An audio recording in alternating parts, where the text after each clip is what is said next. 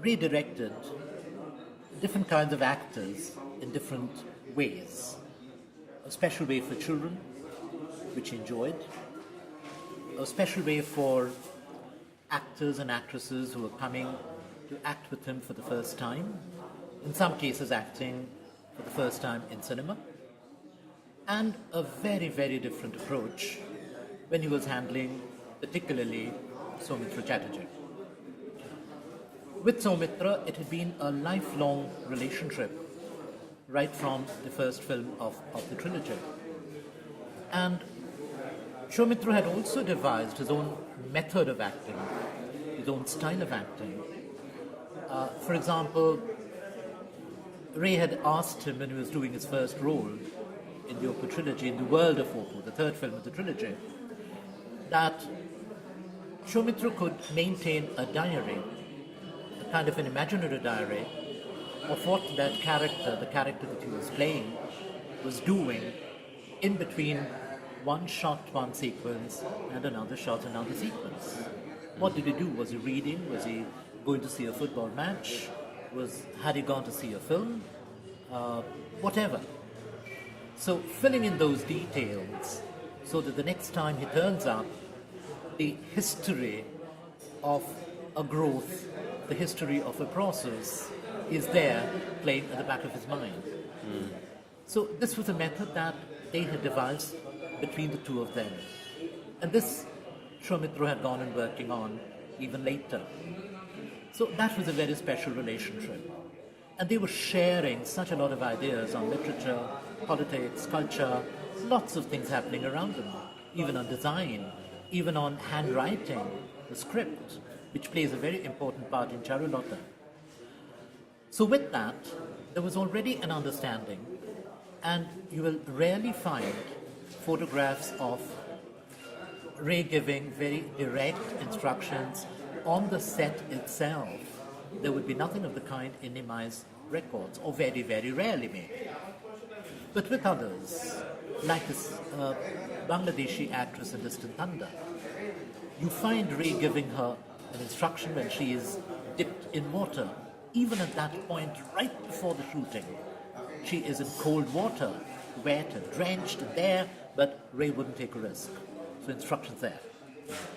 So all these moments when Nemai records, you also see this relationship between the director and the actor being recorded, documented, and explored for posterity in Nemai's photographs. Now Ray, the point that I'm harping on is that was a very shy and reserved person and very, very conscious of his image. So he would not normally allow somebody to shoot him when he was not giving a pose or when he was not conscious. But somehow a trust had developed between Nemai and Ray. So that at times, when, for example, when he was composing music, or when he was drawing, sketching, not necessarily even for his film, sometimes just sketching for fun, sketching for just the joy of it. And Nemai would be at a safe distance. He had that element of trust, knowing that he would never be betrayed. So you never really find, except maybe one photograph, which Nemai cherishes, and that hangs in his room, of that strange, funny look that Ray gives. But you don't have a single other photograph of that kind. And as Nemai tells me, that is a face that he was making at Nemai, really. Because Nemai was setting up things and trying to take a candid shot, and he was making fun of Nemai. And that's where he made that funny face. But you won't find another one like that, where he is really betrayed into something not entirely like an image, like real. Very interesting.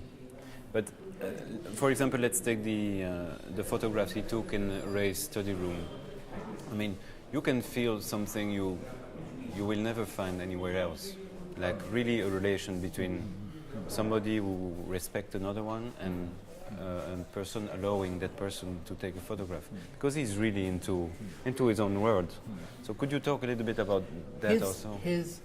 What I would say comes through in several of Nemai's photographs, and these are the only photographs that in a sense can be called candid in the photographic terminology, is that when he was deep in work, completely absorbed, completely concentrated, and not caring about anything else, totally absorbed in it. So only in those photographs, I would say there is a kind of maybe a kind of nakedness, a kind of exposure, something that you wouldn't show to anybody else. Because he loved working. Whenever he was working, whenever he was talking, he loved the group, and he was quite gregarious, talking, laughing, had a very loud laugh, very loud laugh, a very open laugh that he had, and enjoyed life immensely, enjoyed eating. It's sad that there's no picture of Ray eating, because he ate it quite. He ate quite greedily and quite demonstratively. He was not shy when he was eating in public. But you don't have a photograph of that really. Nemai has a photograph of the communist chief minister eating, which is quite a rare candid shot, but nothing of the kind of Ray.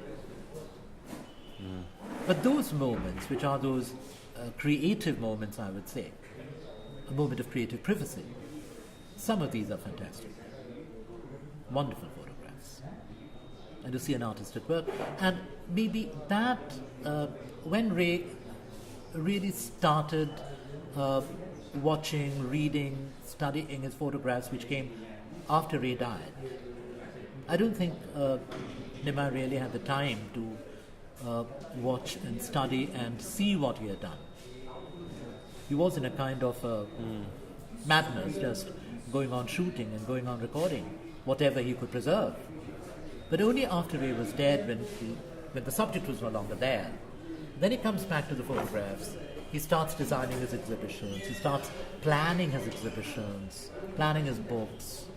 All these really start after his death, except that one book that he had done when he was alive. And at that point, maybe he also discovered that creative privacy of the artist, and that would lead him later on to shoot photographs of painters at work, which becomes this whole new thing. Nemai had never been really interested in painting as such.